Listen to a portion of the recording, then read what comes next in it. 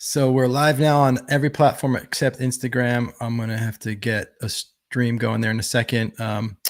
So, hey, everybody. Welcome. My name is John Patrick Morgan, in case you don't know. And this is Daniel Patterson. Say hi, Daniel. Hey, how are you? Yeah, man.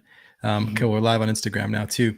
So, Daniel and I are just going to chat for a few minutes about something that I see in him that I think is badass and I identify with, and that I'm always, trying to encourage people to do and be more of. And it's in the context of his decision to come to the field. So actually, what maybe a fun way of talking about it, Daniel, would be for you to just tell the story, which you've told now, I think at least twice, once to me, once to the community, about the time between when you heard about it and you signing up. Okay. Yeah, for sure. So I became aware of you in about 9 years ago, maybe, or maybe a little bit less, or no, yeah, a little bit less, maybe 7 years ago, because the coach I was working with at the time sent me a video of yours from your channel, and it really Cool. resonated with me. And I subscribed to you on YouTube. I signed up for your email list, and we even had conversation via email. So you've always Yeah. kind of been in my mind, Right. Um, but due to different circumstances, life or whatever, it was just never the quote right time, whatever. Not going to dwell on that. Means. Yeah. Yeah, whatever that means. I wasn't making the choice. So I got an email from you, and I read through it, not you personally, but just through your email list. And it just resonated with me because of where I'm at in life right now. It was something that is very present and on my mind. Mm-hmm. And so I believe it was March 14th that I saw this email and read through it, went to the event page for the field, read through all of that, thought about where I'm at in life, thought about what I'm working on this year in 2025. And what I noticed was the early bird was ending on the 15th by midnight or something like that. Yeah. And so I just thought, well, let me think about this. And the next day I read everything again. Yeah. And I did a little, does it fit my calendar? I've got a child and I've got a lot of responsibilities for my companies and these sorts of things. But then I think it was like 11 o'clock on Saturday night, the 15th. And Yeah. I was like, yeah, we're pulling the trigger on this. We're going to Maui. And so yeah, that's the story. Yeah, man. Well, you didn't just sign up for the field though. You signed up for a year of coaching as well, the Creator's Journey program. Yeah. So when I went through the process of doing that, then I saw that and I thought, this is the kind of support I feel like I need in my life right now. And what I really liked about, I know you didn't ask me to say this, I'm just going to volunteer. Yeah. But what I liked about that was that it was a group of coaches. And I wanted that kind of professional camaraderie. And then just knowing your vibe, being very aware of your vibe and your message for the last many years, I was just like, oh, the idea of creating your life, like this is where I'm at right now.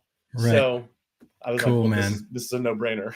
This hits. Awesome. Yeah. So what I love about that, two dimensions to it.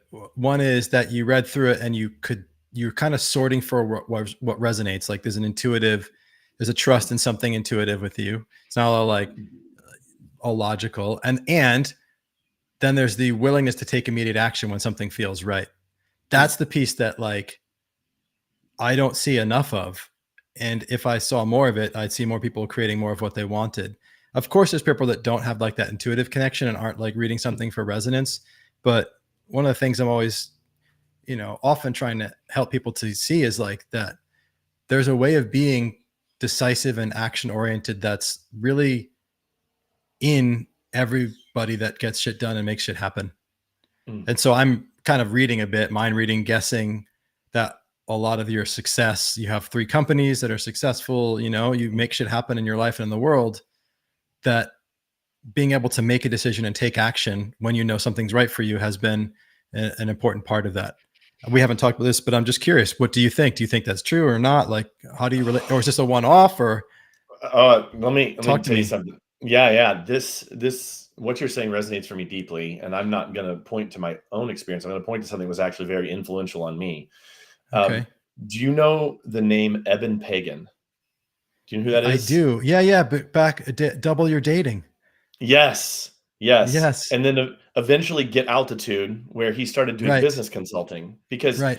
Eben, he's not really his company still exists, but he is not around in the way that he was many years ago. He is kind Sure. of Most a people back in the day grandfather. that did that don't anymore, right? Yes. Because they grew up. Uh, Yeah. yeah, he's like a grandfather of internet marketing. Like before people even Right. knew what an influencer was, he was an Absolutely. influencer. Right. Yeah, and so Right.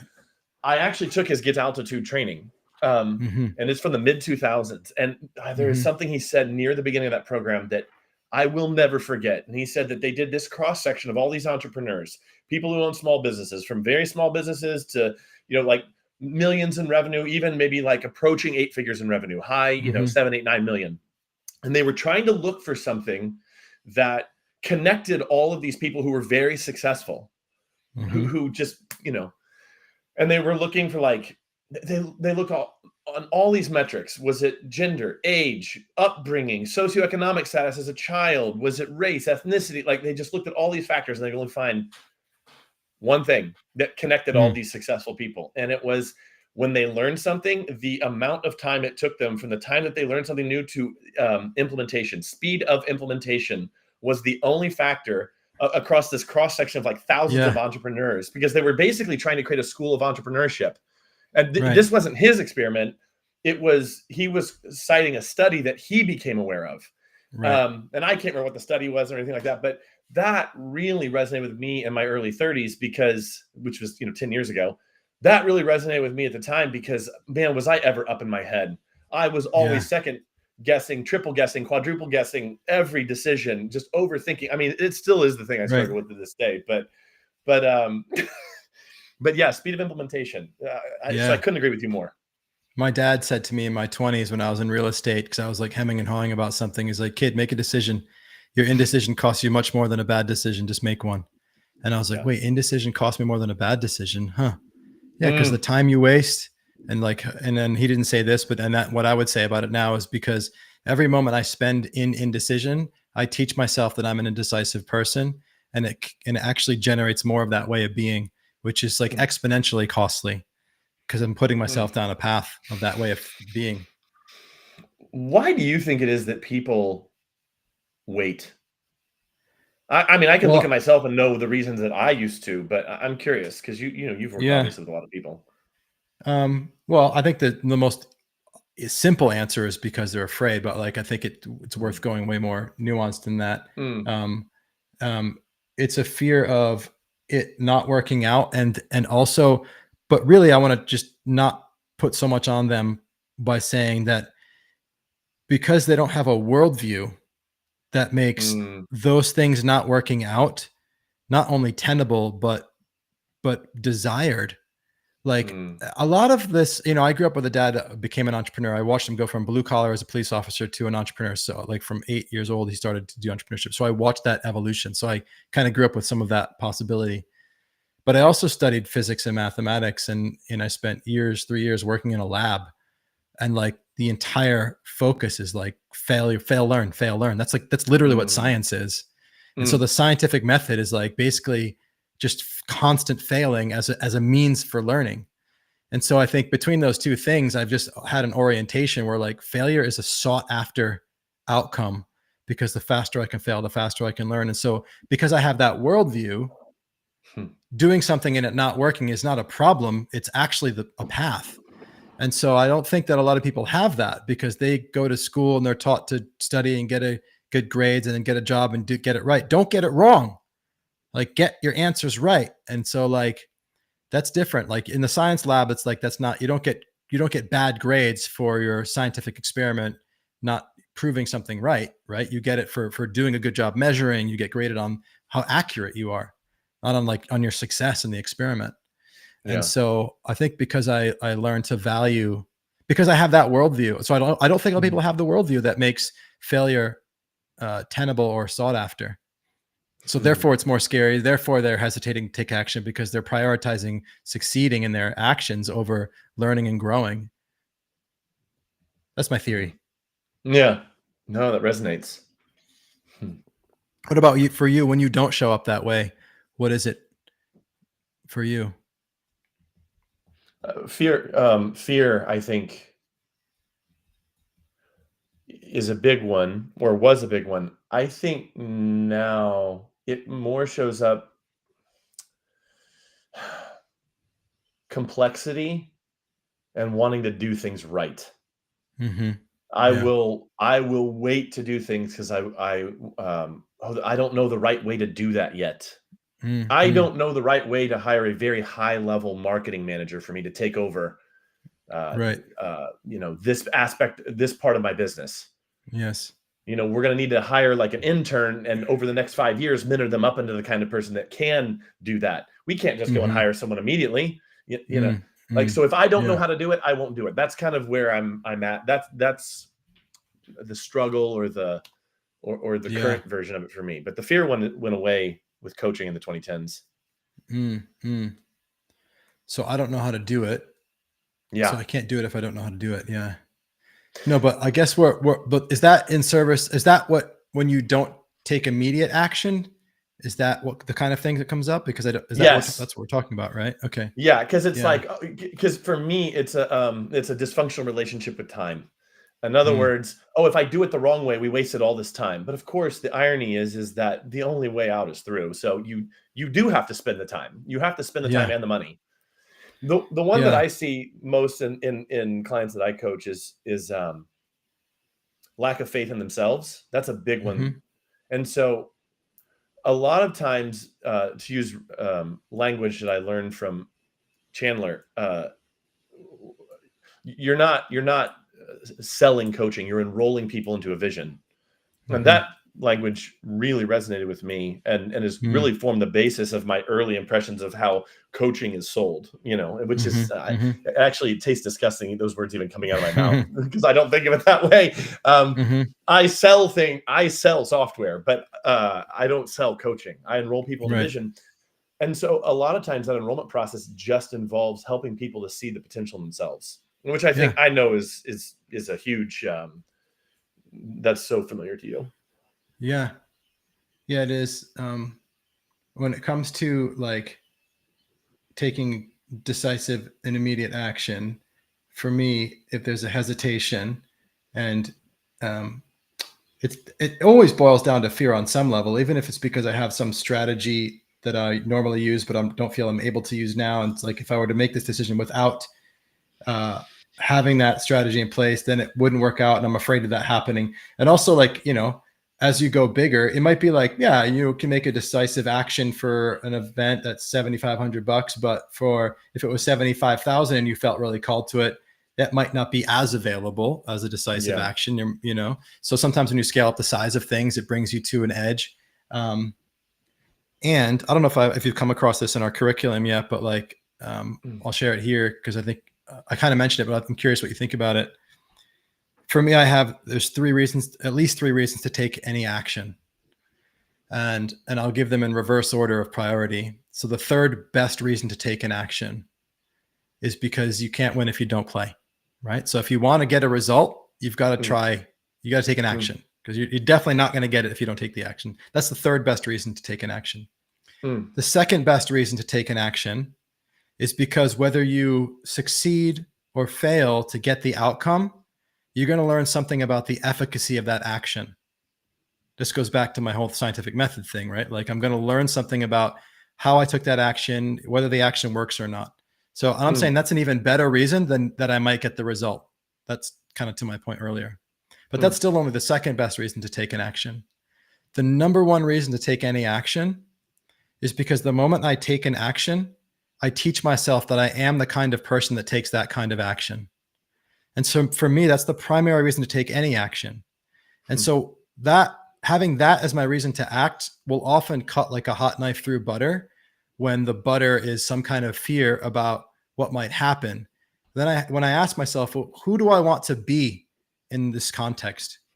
Who do I want to teach myself and know that I am in this situation? And if I can connect with that, then it's like, well, then I'm going to act in accordance with that.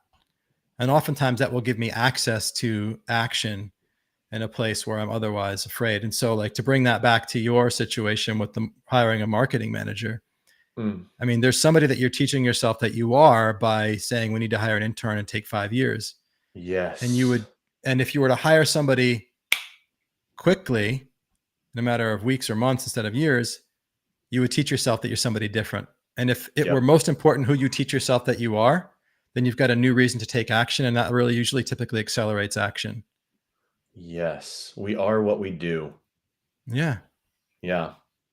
Yep. There was something you said there. Do you mind if I jump back to it? Please. Yeah. Because you made you put forward the idea of, oh, it might be a different decision if it was 7,500 versus 75,000. Maybe it could be. Yeah, Yeah. could be. But I do have a thought on that, which is that I have been in situations where I was, um, there was an opportunity, and from a dollar standpoint, it was a very small dollar amount, Mm-hmm. and I said no to it. And then Mm-hmm. there was something else that was a rather high dollar amount, and I said yes to it. Mm-hmm. Um, it was the decisiveness, which is of course the topic here. Yeah. It was there was a decisiveness for both of them, but one of the Right. things around the money piece is that uh, I had a coach in the late 2010s named Dave Schwindeman, and Mm. he he, um, he said something to me one time. I will never forget it. Because he was offering me, we'd already done some work together. He was offering me another program. And it just so happened that this program hit as I got two other very large monetary surprises. My Mm-hmm. business the previous year had Like done much better. expenses or incomes? Yes, yes, Expenses. Okay. expenses. Right. Where my there was a medical bill that I could not avoid. And then Mm-hmm. my business had done well the previous year, and I had a nice little tax surprise around tax season in, Okay. I believe, Yeah. 2017. Um, Mm-hmm. and then there was this program, and altogether, all three amounted to like $45,000 if I had Mm-hmm. to do all three. And it was like, well, I can't avoid the medical thing. I obviously Mm-hmm. can't tell the US government no. The Mm-hmm. only one here that seems optional is this program, which is the thing that I really want. And this is what he said to me. He Mm. said, do not tell yourself that you don't have the money. Yeah. Even if you don't have $45,000 in your bank account, that is not, you are, he said, I'm taking this off the table. Like, we're not even talking about this. This is coaching. Mm-hmm. Um, it is a decision. It is always a decision. You are not saying to yourself, oh, I just don't have the money. You are saying, this is not a priority for me right now. And the way that in my mind applies to what you said with 7,500 versus 75,000 is there are Yeah. times where I have had an opportunity with something with a very large price tag. And I have not allowed, speaking to your first point in the three reasons, I have not allowed myself to say, I do not have the money. I have said, Mm. I am choosing not to prioritize this right Yeah. now Always. because there are other things that are of a bigger priority to me with this money right now, and this is not one of them. Yeah, man. Absolutely. I would never say no, I can't, because then I teach myself that I'm that. Yeah. And that doesn't mean that I will say yes, I can, so that I don't teach myself I can't. I will say no, but I could, but I'm a Yes. no. So it's Yeah. like, it's really realizing it's the deeper piece. It's not if whether you're saying no or yes. It's like, why are you saying what you're saying? You Mm, know? So yeah. it's like, it'd be worse to say yes and invest in something that you're a no to because you're afraid of being a no. I mean, that's like, you know, that's no Mm, good. So I mm, always say to my clients, like, the way that you enter into this coaching relationship is the foundation that we do the work on. So I don't want you like for example, somebody's like, oh, my partner's probably not going to support me, but I'll just like, I'll just sign up and we'll deal with it. And I'm like, fuck no, man. Like, if that's important to you, like to have if you and your partner have an agreement, like, who do you need to be for them to be supporting you in this? Because otherwise we're going to be working, uphill against whatever dynamic they're kind of creating in the background. So hell yeah. Well, man, I'm excited. So we haven't talked at all about the field, but I guess we could say something about that. What is it about the field? So for people watching that don't know, the field is an event we have coming up here at our home in 11 days now. Starts on the 19th of May. yes. So there's still time. I actually have some people that are potentially coming that may still buy their ticket. And so you can still get a flight from pretty much anywhere in the world. We have people coming from as far as Vienna, 25 hours of travel. We have 4 people named Dan coming, which is interesting as well. So yeah, what is it? I know what the field is, but what is it for you? And why are you flying all the way to Maui from where you are in the world? Yeah, it's not quite as bad as Vienna, but I am coming from the Midwest in the United States, so it Hmm. is a sacrifice. Okay, I mean, I don't even know how you feel about that word, but yeah, I am intentionally choosing Both. to take time out from running all these companies and my team and all that to take basically And a your week son. off because Yeah. yeah, and my son, yeah. Um, Hmm. what about it? It was the topic. What is Love and it? money, you know, Hmm. and with the circumstance of my life and coming out of a 15-year relationship that ended, and thinking about the rest of my life, the love part, the relationship part was kind of more on my mind than the money piece. But the money piece is always a good one to continually be Hmm. challenged on or to grow in. That's it. Hmm. Also, just got to be honest with you, the thought of coming to your home, that was a big Tell me that was a about that big because I haven't talked to people about that. I've got my wonderings and imaginings about it, but what is it about being at my home that makes you say yes? I think it's the intimacy of the setting. I also Mm. had this perception, even though I didn't talk to you at all. Like, I mean, I didn't talk to either of you before I bought it. No, you just Um, signed up. Yeah. yeah, um, but and I really had not been in your world all that much. Although we had traded some emails, I think had been on a Zoom call Hmm. once before. Um, Hmm. but anyway, I think I just kind of got the idea that this wasn't going to be some like massive conference at a Hyatt No. Regency, 500 people in a hotel room, Right. or in a conference hotel ballroom. And so I just kind of desired that contact, Mm, with other mm. folks. I knew it was going to be like more of a coachy thing. Yeah. There was just a lot, Awesome. and plus, I've never been to Hawaii either, and I'm Oh not my gonna God. lie, that It's also gonna be, yeah. No, I'm hey, I was glad. supposed to go. I was supposed to go in Yeah. April of 2020. Were you? Oh, Yeah. pandemic. Yeah. Okay. Yep, and I got canceled, Yeah. and I never went. Oh, So it's yeah, gonna blow your mind. Yeah. yeah, there was a lot that kind of went into that, and then also I just love to travel. I mean, I've already traveled a ton this year. I've got a lot of trips on my sometimes I do it for business, sometimes I do it for pleasure. Most of the time I mix both. Um, Hmm. and yeah, it's just, it was a good way to get Cool. away. Yeah. Well, we can't wait to welcome you, man. We're super excited. It's a great group that's come together and we're jamming in the WhatsApp. So thank you so Yes. much. If anybody watching wants to come, go to, I'll just drop a link. I'll actually drop a link in the comment down below, but you can go to wearecreating.com and find the field as well. Awesome, Daniel. Thank you, my friend.